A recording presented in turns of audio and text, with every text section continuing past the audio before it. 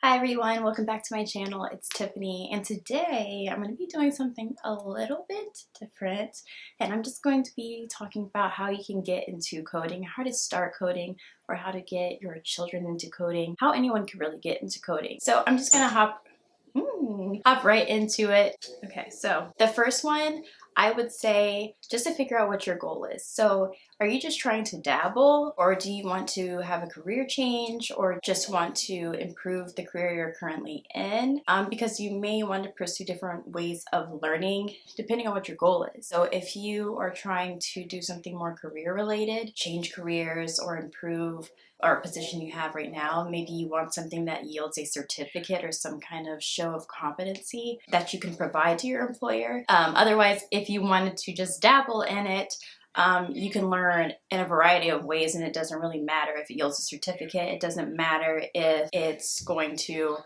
yield anything besides the education. The second thing that you would just need to think about is, what language do you want to start with, or what do you want to do with it? Fun fact, in modern business, hear people say we're going to keep things on a high level, just meaning broad picture, big picture, not the intricate details. In programming or computer science, high level as far as a programming language is something that has a much higher, stronger level of abstraction versus a low-level programming language, which is typically more machine readable, has a very, very low level of abstraction. So I just think it's really fun. It's not funner. Whenever I hear people say we're going to keep things at a high level, I always think of it as high-level programming language, but it's just a fun fact. So now you kind of know computer science origin of high level and low level, because if you're not really familiar, I feel like it could be kind of confusing if you're in a meeting and they're like, okay, let's keep things high level. It can sound like, oh, let's keep things at a high level of intelligence, when really they just mean big picture, no details. Anyways, do you want to be more of a front-end developer or a back-end developer? Front-end focuses more on the user experience, the user interface, what the customer uses, or what a person just uses or sees or interacts with. Whereas a back-end developer typically focuses on what makes everything work. If you do some research on different languages, you can see which ones are typically used for front-end development and typically used for back-end development. Hopefully the sound's not crazy in the background. My kids and my husband are down like on FaceTime and YouTube singing and everything else. So what is really cool is, if you really don't know what you want to focus on, you can go to different sites like codeacademy.com. I'll link everything in the description bar. They actually have it so that you can either choose a random programming language to start, or you can choose a preset track. So you can choose what your goal is, and they will choose a stack for you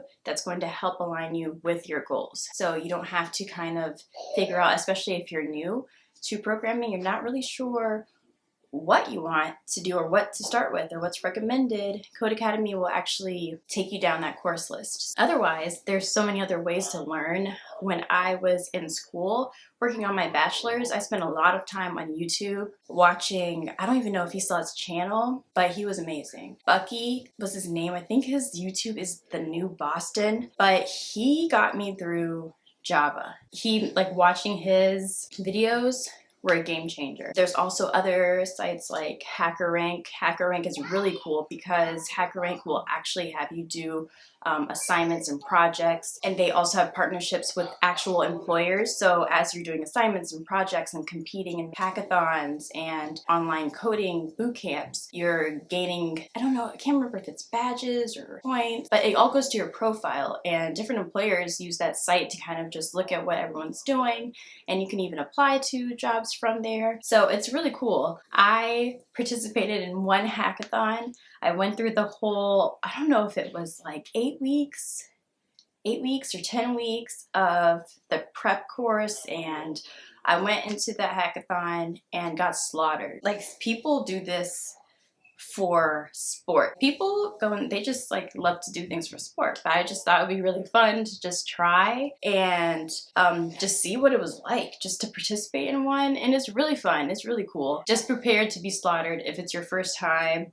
or you don't do a lot of coding in your spare time. That's just what it was, but it's really cool. Another one besides YouTube, Code Academy and HackerRank, is Coursera. You can take actual courses from universities. I think it's less interactive than something like HackerRank or Codecademy. I think Codecademy is probably the most intuitive way to code, and if I had children at an age that could, use a computer and type, I would probably start them with Codecademy. So it just really depends on what your outcome is, or what your desired outcome is. So are you looking to have a degree to show someone for employment reasons, or do you just want to do it for fun, or do you just want to learn and then kind of pursue something that shows your competency later? So my third point would just be to just start learning. Don't ever feel like you have to do something to prepare for programming. Just start watching YouTube videos, even if it's something that you feel you're just staring at a different language and you don't understand what you're looking at.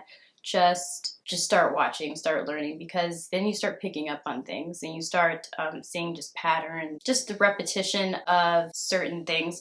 I think YouTube would be the perfect place just to kind of watch a lot of people programming, just so you can see what it looks like to type syntax into a compiler. You just kind of want to see like what the world is, just on a broader scale before you actually jump into it. I think that would probably the best bet. Just start learning, create your Codecademy login, and just start, because you don't have anything to lose. Just start. Fourth point is, once you kind of figured out what you want out of it, maybe what language you're going to start with, just gone ahead and you've hit play or you've hit login and you're now in it and you're learning, start doing some projects on your own, big or small. Anyways, start doing projects on the side. That is how you're going to learn. That's really how you learn anything. It's just practice.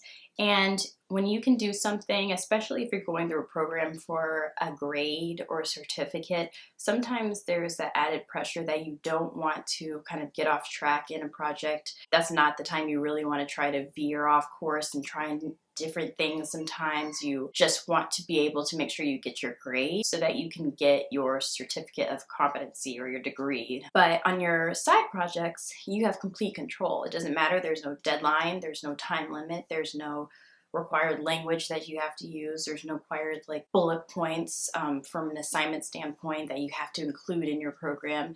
You can do everything the way you want to do it, and that's how you kind of develop your own coding style and figure out new things. There's different sites like Stack Overflow, there's a bunch of different sites, and you'll just find yourself on sites just figuring out how to program new things. That's where you're really gonna learn. My first language that I started learning was C++ in school, and that was the language that I fell in love with, and that's the language that I started doing my side projects in. I was really into it, and then because I went to school, I finished my degree online and kind of did it over time between having kids and moving around, that sort of thing. I kind of lost that and I stopped doing side projects. I stopped doing things on my own, and you can definitely see a difference when it comes to your coding. Do it more often. You're even better if you develop a passion for it. The reason I changed my major to computer science after taking my C++ class was because I didn't realize how creative it was. I'm someone who really likes to do things that I can express my creativity through, painting or drawing, something along those lines, but I didn't realize how creative you could be with coding. So there's so many different ways to do things, and you can create programs from scratch and have them on your computer, and it's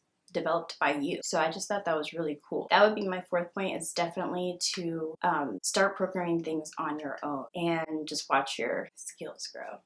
So yeah, those are my 4 tips for getting started with programming. If I think of anything else, I will include it in the description bar.